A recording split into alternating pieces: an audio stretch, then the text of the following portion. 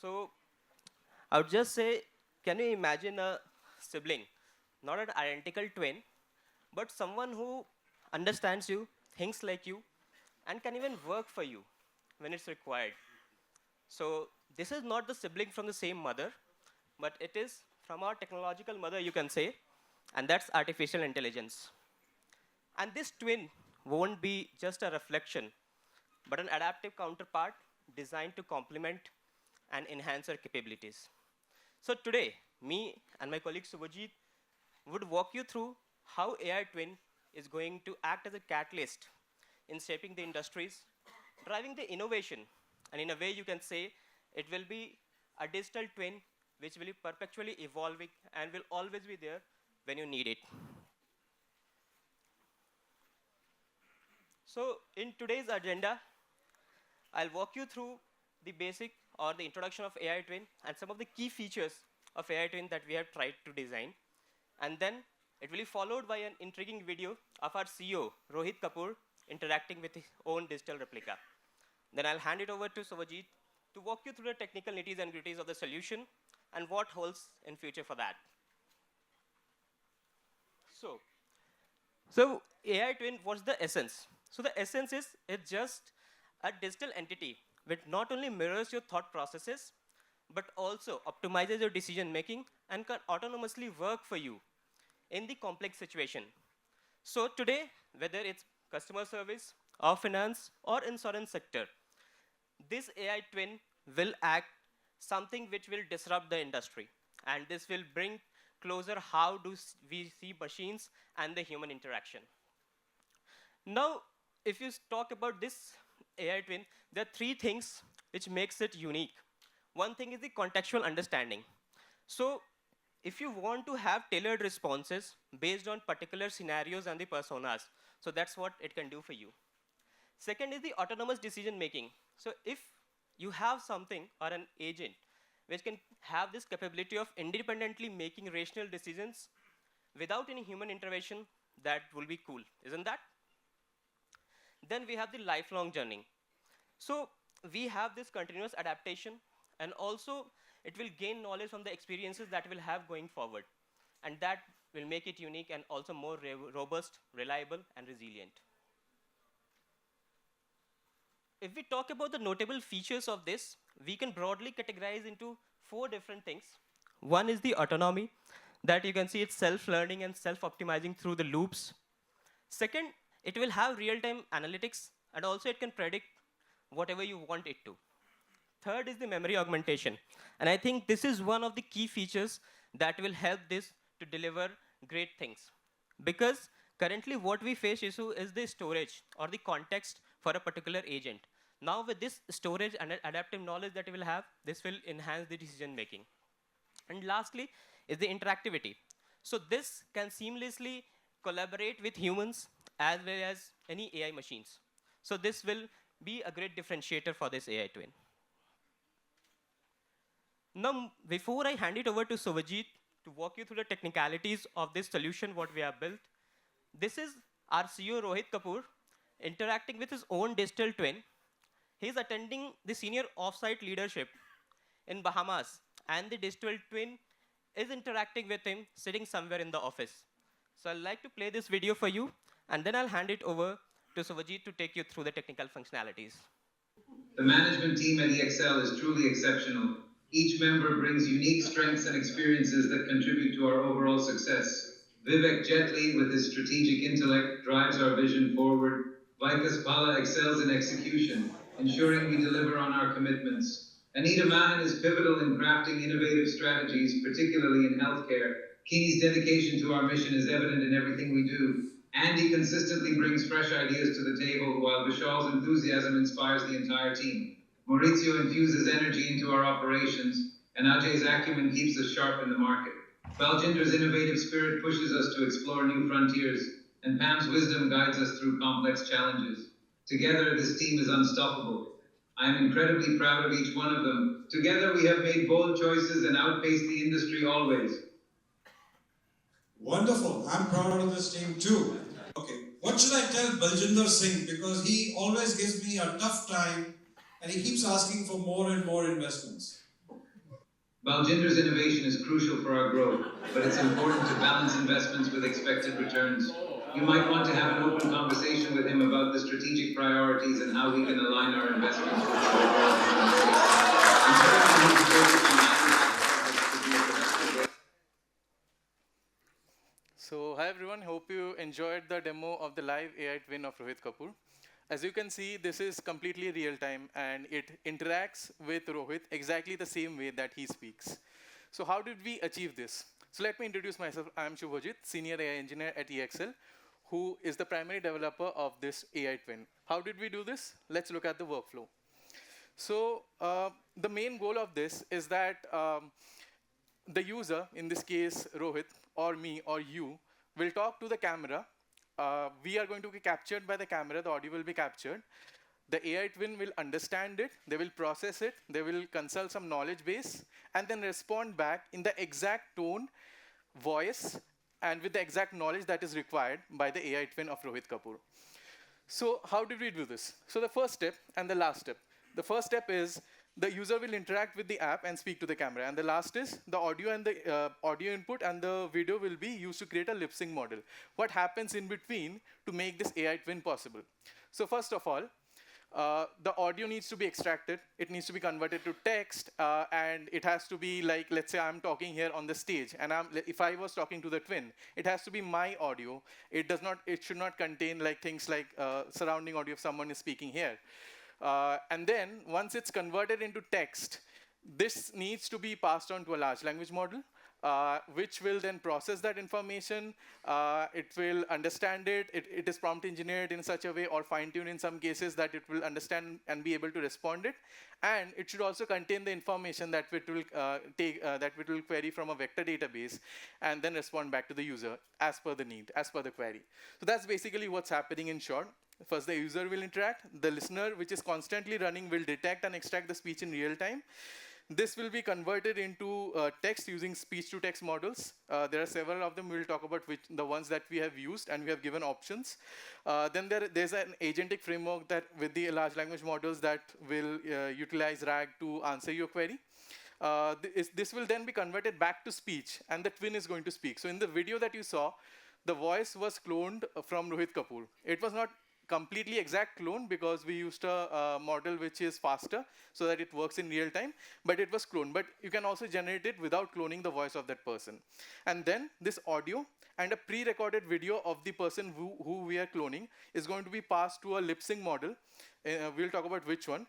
And this video is then going to be streamed to the user in real time, frame by frame. So that's basically how the workflow works. Now let's look at in detail how this works. So first, as I mentioned, the listener. It sounds very easy, like I'm talking, my audio is getting extracted and gets passed on. But there are some complications.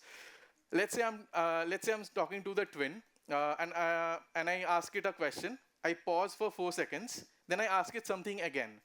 And for example, if the twin's latency is 2 seconds, it will start responding back to me in 2 seconds. But if I ask it another question after 4 seconds, it should stop, it should listen to me again, exactly what I'm saying, and then respond back to both of my questions. And this should happen in real time. It should constantly monitor, it should filter out the noise, and it should understand the English words coming from me. So, the one hand, the listener is continuously running, asynchronously, monitoring everything and removing, and then there's the extractor. So when as the user speaks to the microphone, be it with gaps, without gaps, be it there is some background noise, the extractor will isolate only the English voice from it, and it will pass on to the next step that I mentioned in the workflow. This will go to the end. The AI twin will speak back to me, but there is one aspect of this listener which is, as I said, the listener is constantly running, which will immediately send a signal to the twin to stop talking if I interrupt. So I should be able to interrupt the twin, and then basically it will listen back to me. The entire text is then going to be sent to the LLM instead of the first or the second one, and it will then respond back. So that's basically how the first part of the workflow works here. Let's go to the next one. So the agentic framework. What are we doing here? So you might have heard about all the frameworks that are available right now, like LangGraph, then AutoGen and all. At the point of this, at the point when we developed this, we used a very simple framework of OpenAI Swarm. The goal is that whenever the user asks a question, if let's say instead of Rohit Kapoor's twin, this was, let's say, insurance agent, a customer support agent, handling insurance queries, which is one of the main markets that we are working in. Then the router of OpenAI Swarm should be able to route it to exactly the agent which will be able to answer that particular question. Let's say I'm asking about something like I want to raise a claim, or there's some issue, with my claim, or I want to know about the policies. These are all separate agents where it will be routed to, and it will understand that, and then it will respond back to the user. But before it responds back, it should also consult a vector database. It will do a similarity check in the vector database. It will get some information which it needs. For example, the video that I showed, we can share the slides. There's a link above that which contains like the full video. So the video that we showed was a snippet. If you see the full video, Rohit is asking about the financial data, the stock price of EXL and things like that. So for that, it needs to consult a vector database that gets updated after a certain frequency, so that it can answer those questions instead of giving wrong responses. So the RAG aspect is also there. And then the curated response from the LLM is generated and then passed on to the text-to-audio model. The text-to-audio model will convert it into audio, either with voice cloning or without voice cloning, and go to the next step. In terms of RAG, what we have used a graph database Neo4j because based on specifically for this twin that we created, for which contains information about EXL in general as well as financial data of the past 25 years. We have used the graph database because based on our testing, it was working much better compared to the other vector databases. So this is the next part of the main part of the twin, which is basically answering your questions. So at this point, we have our audio with or without voice cloning that needs to be passed on the twin. What happens next? So basically, this audio along with the video, as I mentioned, will be passed on to a model, lip sync model. We have used both open source as well as closed source options based on certain factors. We'll talk about soon about what are the pros and cons of each. When it comes to the open source model, we have used two options, Wave2Lip and Sadtalker. So what these will do is, based on the audio, specifically the English audio, it is going to lip sync the pre-recorded video of the person. Let's say if I'm recording myself, I have a pre-recorded 10-second video of myself. I pass the audio generated in the previous step along with the video to Wave2Lip or Sadtalker. It will lip sync and make it look like as if I am saying that. So the video is getting lip synced. The audio is already generated, which gets merged with the video, and this gets streamed frame by frame back to the user. And this happens all in real time, and the latency depends on like the hardware, and we'll also talk about that, like the difference in latency between the open source and closed source frameworks. So all in all, this is basically the gist of how it works. We'll talk about the closed source solution, which we also have. Now, when it comes to the open source solution versus the closed source that I'm going to talk right now, for open source solutions, we have to deploy it with a certain number of GPUs, and we have to handle the concurrency. There will be multiple people talking to the twin at the same time about different things. So the cost is relatively much higher. And to deploy it on our end because we're doing it at a small scale. Whereas when it comes to the closed source solutions, we do not have full control over the entire agentic framework, but it is much cheaper. So we have both options, and based on the business use case, we can choose which one we need to use. Talking about the closed source solutions, we have Nvidia's ACE, we have Hagen, Synthesia, and Sibley. Synthesia is offline, while as the remaining three are live twins.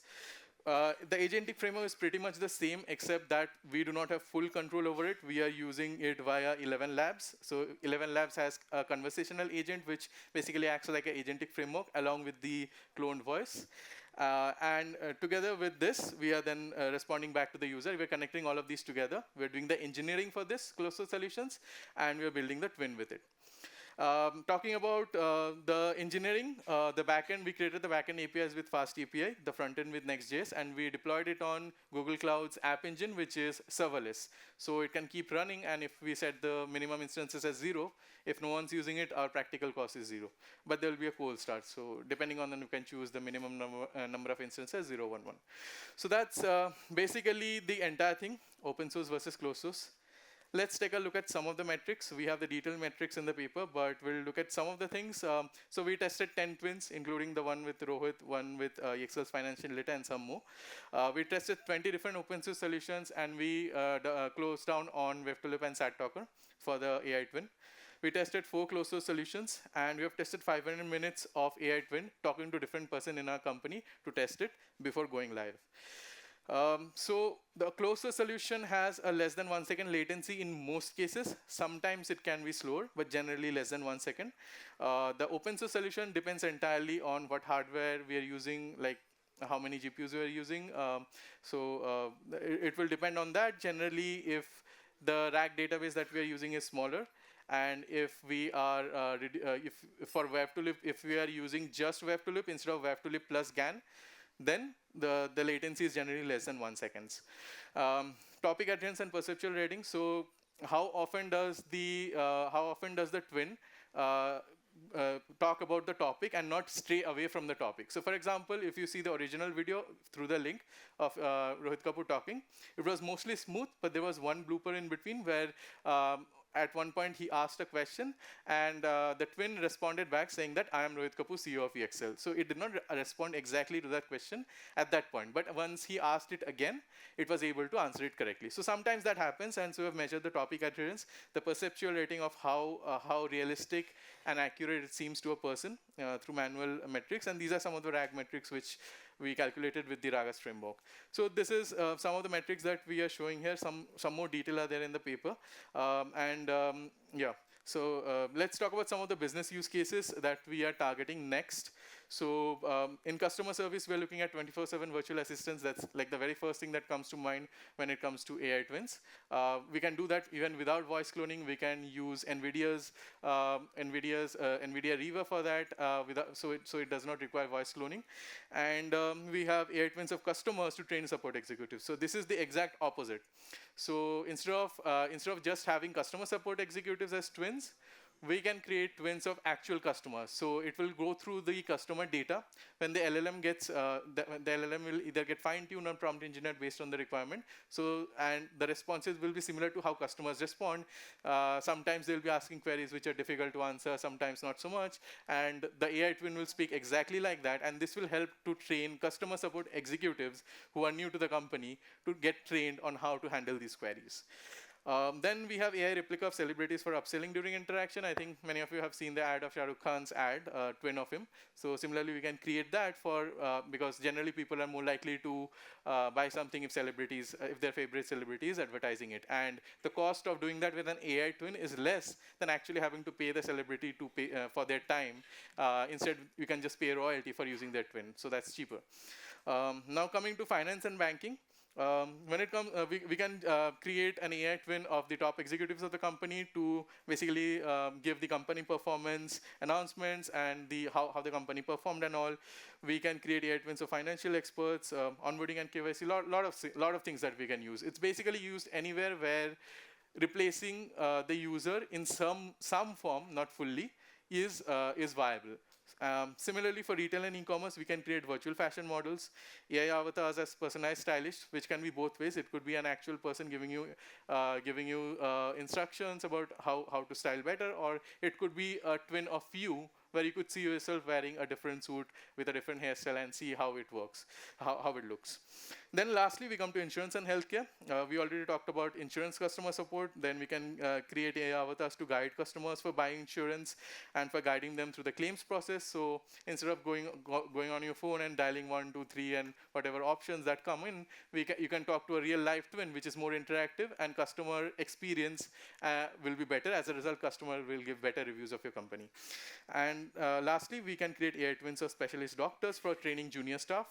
Doing so like at a large scale where you can talk to a twin of a doctor as a patient is a little bit risky, but we can do the reverse where specialist doctors, twins are created which can be trained junior medical staff.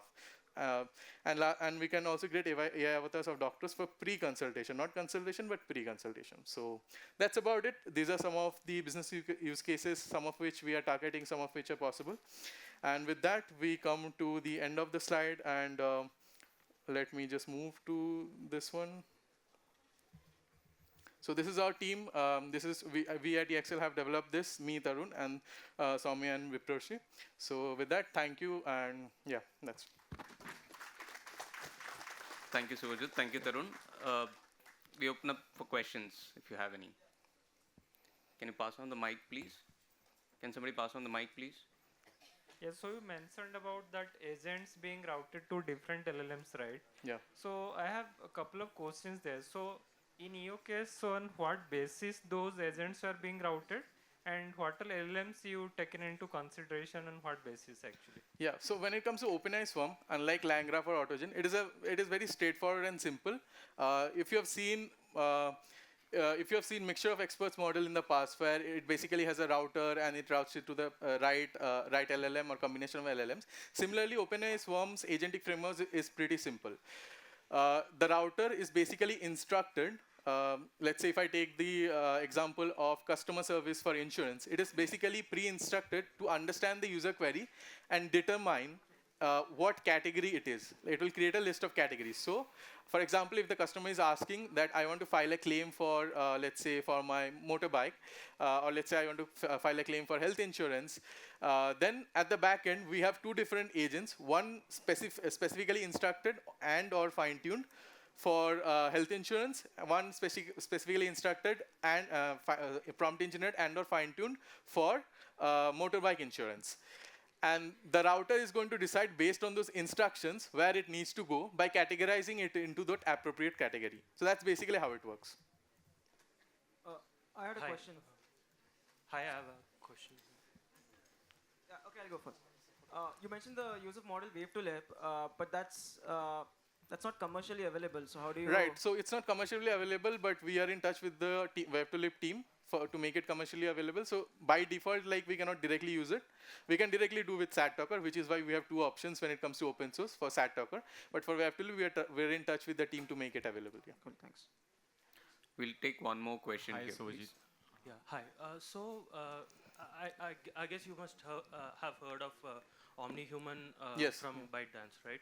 So compared to Wave2Lib, how do you see OmniHuman? So here, as you can see, this was happening live, right? So Wave2Lib is like generally fast and with like decent amount of GPU power, it is able to run live, and we have modified it to make it frame by frame to interact with the user. I have not extensively used OmniGen, but based on what I saw, it requires extensive GPU power, and it would be difficult to make it live. The quality of the videos generated offline without live is quite good with OmniGen. It can do all those hand movements and everything, but to make it live is a little bit difficult. We would be exploring it like if it is possible with less GPU power. If it is possible with less GPU power, then we would be using it, because the idea is to balance between the cost behind having those lot of GPU power and how much we're actually getting back from the business. So based on that, we have chosen Wave2Lib. And like if we talk about some other models, like let's say tomorrow some other model comes in and it turns out to be that the quality is good, but it requires less GPU power, we would be replacing it with that instantly. So we have it separately as a microservice like that. Yeah. Hello. We'll take one last question. Hi, Suvajit. Hello. Actually, for like superimposing video on the like audio on the video, like have you used MoviePy because it's very slow? How have you? Initially, I was testing MoviePy for both the input and the output, and it was quite slow, as you mentioned. So basically, when it comes to superimposing, if you're talking about the twin, the end part of it, that is done automatically by Wave2Lib model. So I do not need to separately do it. Yeah. Okay, and one more small question, about the pose. Like, are you inducing some other machine learning model to induce the pose? So when it comes to our open source model, it focuses only on the lip syncs, right? So it focuses, whereas when it comes to the closed source model with Hagen, it focuses also on the pose to some extent. It can do some of this hand movements and body movements. So yeah, that's all. That's all. Hello. Excuse me, just last one. We'll have the question outside the just session. one small thing. We'll just, okay, please go ahead. See, sorry to interrupt. See, I am talking more from a user point of view, okay? I am basically an investor, and I worked for many years in Wall Street. So I am trying to use, I'm trying to use AI for automating the whole, I use quantitative modeling and all, okay? So I'm trying to do this. Now, you are trying to do that, like your financial advice and all. See, the main problem is how are you able to control the hallucination. There are two things. One is, I mean, you are telling, like, let's say you give me a model, like I buy a product from you.